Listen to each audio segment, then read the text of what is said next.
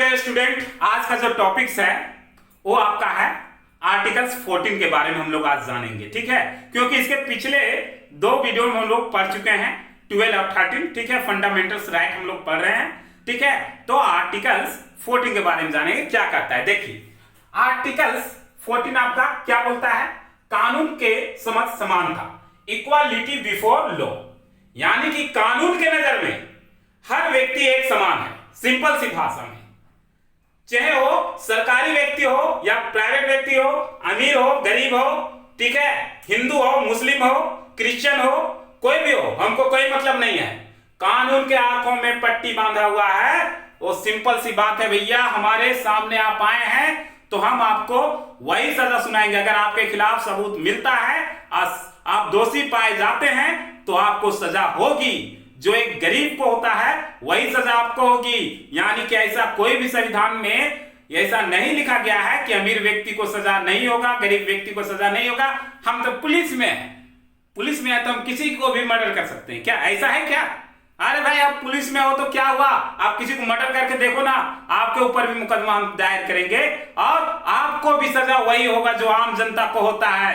कहने का मतलब है कि कानून के नजर में कोई ये नहीं कि हम पुलिस हैं, बहुत बड़ा अधिकारी हैं, ठीक है, सीआईडी हैं या प्रधानमंत्री हैं, एमएलए हैं, ठीक है, कुछ भी आप रहिए, आपके ऊपर भी कानून एक नजर देखेगा, वो भी समान, ठीक है, समान नजर से। कहने का मतलब है कानून के नजर में आप दोषी हैं अगर तो दोषी हैं, आपको सजा मिलेगा। एक मर्डर करने वाला के लिए फांसी है, ठीक है, एक आम जनता के लिए तो आपके लिए भी फांसी है। ठीक है, यही है आपका क्या?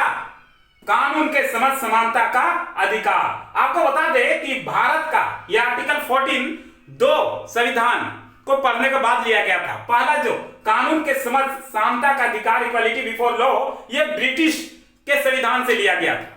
यह बोल देता है चाहे 5 साल का बच्चा क्यों ना मर्डर किया हो, या 10 साल का बच्चा या 20 साल का 18 साल का जवान मर्डर किया हो, उसके लिए अगर फांसी का सजा है तो भैया 5 साल के बच्चे के लिए भी फांसी का सजा होगा। यह बोलता है कि कानून किसी से भेदभाव नहीं करेगा।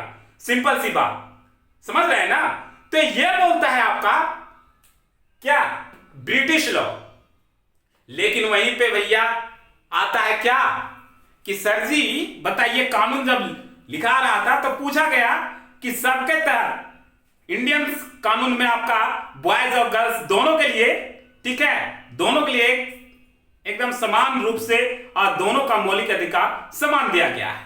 अब यहीं पे एक सवाल उठता है, ये जो बनाया गया है सेकेंड में, कानून के समान संरक्षण, ठीक है, इक्वालिटी प्रोवाइड लॉ, ये आपका अमेरिका के संविधान से लिया गया है।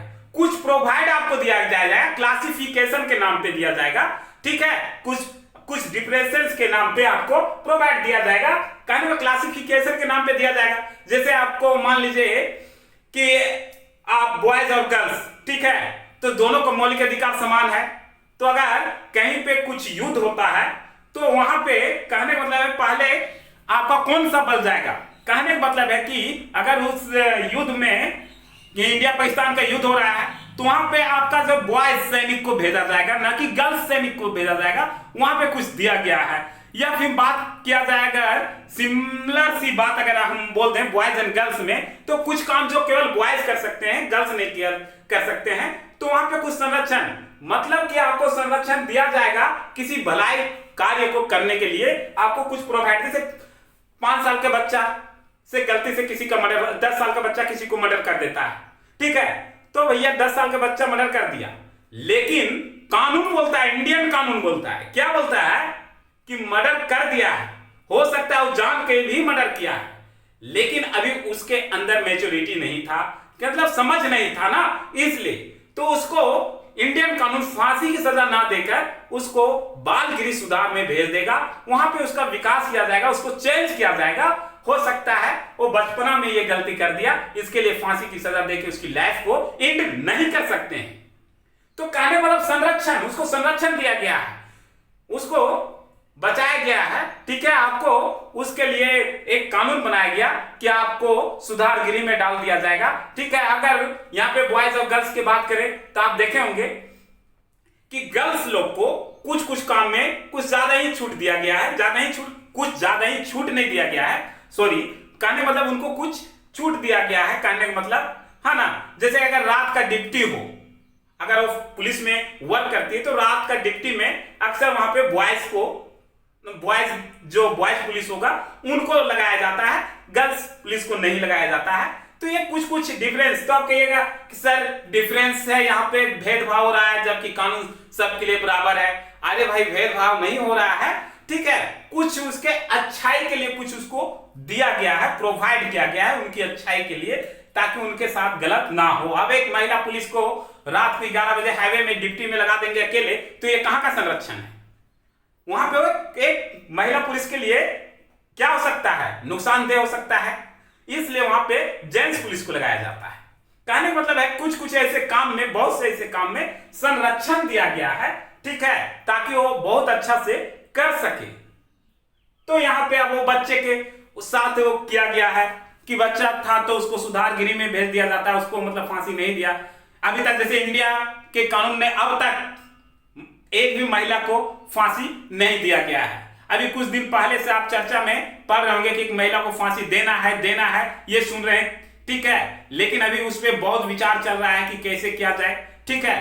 तो ये विचार होने के बाद ही कुछ हो सकता है, ठीक है। शादी और ब्याह की अगर हम बात करें, ठीक है, तो गर्ल्स को प्रोवाइड है, जैसे 3 तलाक का भी बना था ना, तो 3 तलाक में क्या था, 3 तलाक अभी जो हटाया गया उसमें क्या था आपका, हम पहले भी चर्चा किए कि अगर कोई बॉय बोल दिया 3 तलाक तलाक तलाक तो महिला की जिंदगी खराब, हाँ।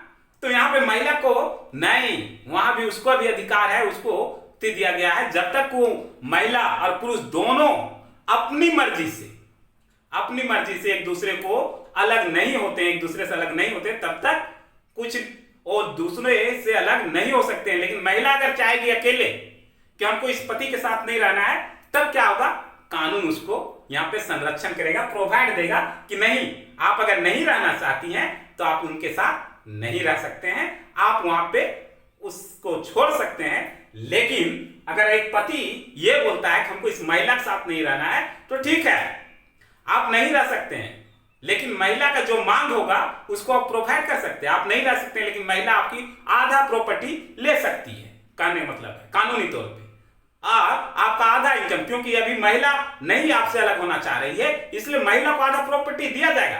ये सब प्रोवाइड कुछ दिया जाता है विशेष, यो आपका कानून। ऐसे भी इंडिया में जो होता है ना, आपका अधिकतर इसी कानून का फ्लो किया जाता है, ये थोड़ा कम होता है, दोनों है फ्लो, ठीक है, दोनों को यहाँ पे फ्लो दिया जाता है, लेकिन इसका थोड़ा कम होता है, इसका थोड़ा ज्यादा होता है, इसका थोड़ा कम होता है, ठीक है। अगर हम वहीं पे बात करते हैं प्रेसिडेंट में, इंडिया के कानून में प्रेसिडेंट के लिए कोई सजा है कि नहीं, जब कानून के सामने सब चीज के लिए, तो यहाँ तो प्रेसिडेंट और गवर्नर के लिए कोई सजा नहीं, जिसको चाहो जाको गोली से भून दो, मार दो, कोई प्रॉब्लम नहीं है, ठीक है, आपको सजा नहीं होगा। लेकिन ऐसा नहीं है, इनके ऊपर भी केस होगा, मुकदमा चलेगा और सजा भली नहीं होगा, क्योंकि इनको प्रेसिडेंट को 71 के तहत अधिकार है, वो अपने आप को माफ कर लेगा। उसको आप सजा सुनाइएगा, कहेगा कि हम अपने आप को, ठीक है, माफ करते हैं आपको एक जीने के लिए। आपको पता है ना कि जब आपका सुप्रीम कोर्ट भी आप फैसला सुना देता है तो प्रेसिडेंट के पास एक माफीनामा भेजा जाता है कि आप मेरे अति को, अगर प्रेसिडेंट उसको माफ कर देता है तो उसको सजा नहीं होता है। ये है गवर्नर को के ऊपर भी आप केस कीजिएगा, ठीक है, कानून, तो इसको भी 162 के तहत अधिकार मिला हुआ है कि ये अपना दोस्त माफ कर सकता है, ठीक है। तो क्या सर जी बताइए कि ऐसे व्यक्ति को छोड़ दिया जाएगा अगर कोई गलत करते हैं तो नहीं, यहां भी बहस हुआ, ठीक है, अंबेडकर के साथ और भी प्रेसिडेंट के साथ, यहाँ पे राजेंद्र प्रसाद, ठीक है, इन लोगों के साथ बहस हुआ। बहस होने के बाद लग, नहीं सर जी आप ऐसे कैसे सोच रहे हैं कि हम इसको छोड़ देंगे, राष्ट्रपति पद पे है तो। अरे जब तक वो पद पे है ना, जब तक पद पे है तब तक सुरक्षित है, लेकिन जैसे ही वो पद से हटते हैं तो उनके ऊपर मुकदमा दायर करेंगे, और अगर वो गलत है, ठीक है, तो उनको सजा होगी। तो सोचिए इंडियन कानून कितना बेहतरीन ढंग से लिखा गया है, कोई व्यक्ति नहीं बच सकता है, चाहे इंडिया का कितना बड़ा भी रईस क्यों ना हो, वो भी नहीं बच सकता है। ये है आर्टिकल्स 14। आर्टिकल्स 14 आपका यही कहता है, इक्वालिटी बिफोर लॉ और इक्वालिटी प्रोवाइड लॉ। ठीक है, ये था आपका आर्टिकल्स 14। अगर आपको आर्टिकल्स 14 समझ में आया तो बहुत अच्छा है। ठीक है।